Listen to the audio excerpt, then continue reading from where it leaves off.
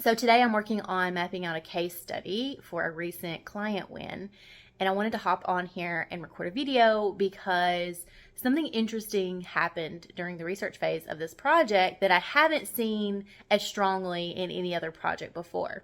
So what happened was this. When I was analyzing the data for all the leads this client was getting and looking at all the sales call notes, I noticed that the bulk of the leads fell into two primary groups. We can call them Group A, and they had a specific motivator, so Motivator A, and Group B, they had a specific motivator, Motivator B. What was interesting was, even though both groups look like a good fit on the surface level, once I dug into the sales calls notes a bit deeper, I noticed that there was a specific motivator that actually ended up giving my client more challenging sales conversations.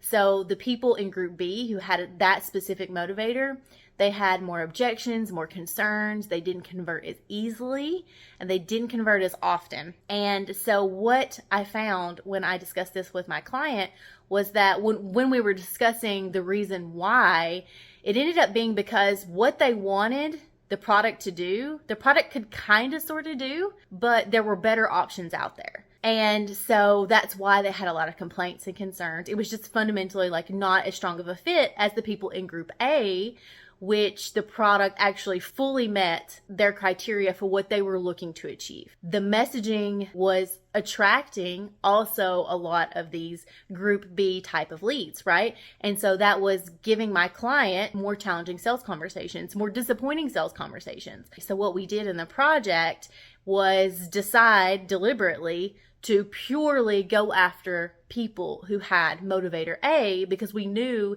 that what they wanted to do, the product could do very, very well, and they ended up converting a lot easier and more often because there was just a strong match between what the market wanted and what the product did. And we deliberately decided not to go after people in Group B who had that motivator that wasn't as strong of a fit for the product. And so the lesson in this was that not all motivators are created equal. So it's very important that you look at your data on both sides, not just from customers, but also look at people who didn't buy, people who didn't convert, people who made it very close to that point of conversion, but then said no, right? So things like running non-buyer surveys and even having customer or non-customer discovery interviews with people who almost converted, but then decided not to. Looking at both sides of the coin will help you get a more rounded perspective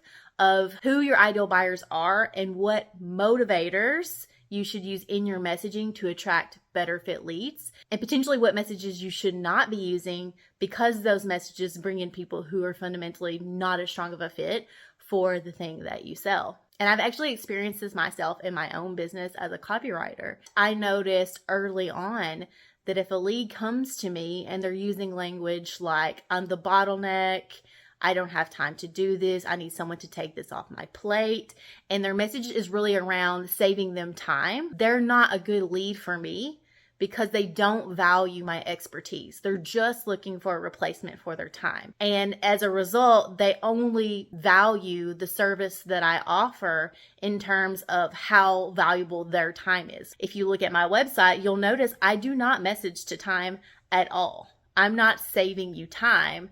I'm helping you get the results that you want. That's also a good example of a situation where not all motivators are created equal. So I would encourage you to take another look at your data and dig into your customers and also your non-customers, people who didn't convert, and look for trends in motivators and messages. Are specific motivators and the messages that you use to communicate those motivators bringing you better leads? Or are there some that are bringing you poorer fit leads? And that's really good information to know because you can dramatically improve your lead quality just by optimizing how you communicate your products and services.